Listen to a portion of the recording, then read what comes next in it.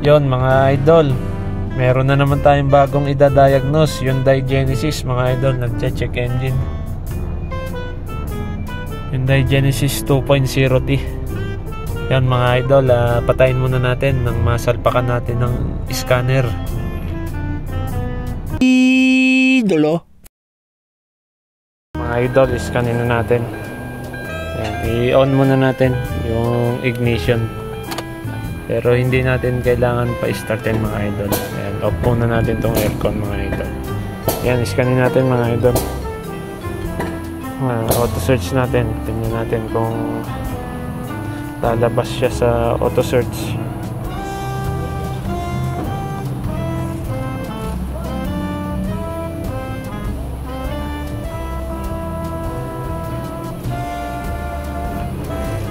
Yan yung vehicle identification number niya. Mas maganda kasi auto search, rekta siya sa ECU, sa model.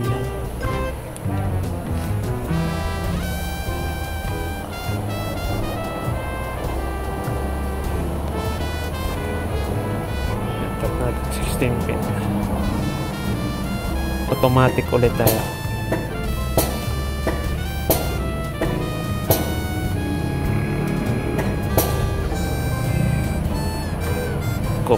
Yan, general area tayo. Okay, okay ulit. Health report. Yun, meron mga idol.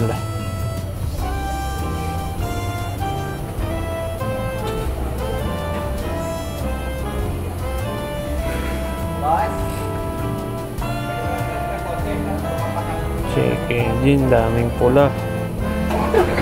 Clutch switch input circuit malfunction. Turbocharger boost sensor A circuit low. Pare-parehas lang ng code mga idol. Sa EPS, ECU hardware error, ECU hardware error.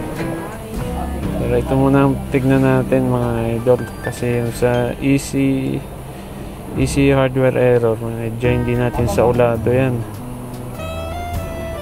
Ito ang tignan muna natin, itong P0237.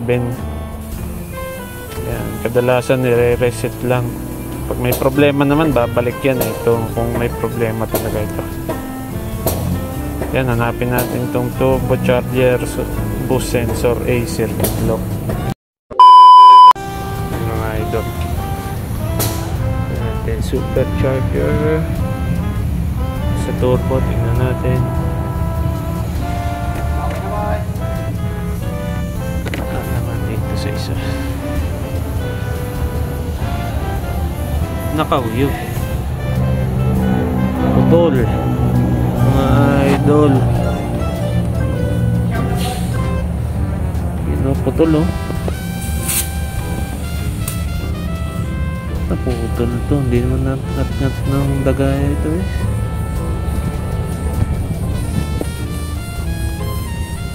Yun, nakaw.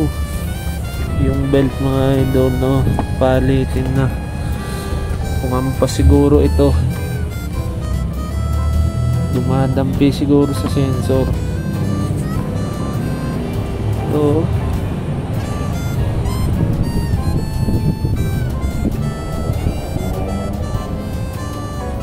yan ang dahilan niya kaya naputol ito.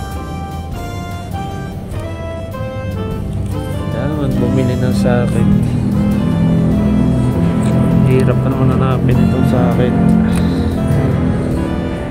Ito do, putol. Sana may mabili si sir. Kung wala naman, magagawa natin ito ng paraan. Hyundai Genesis check engine.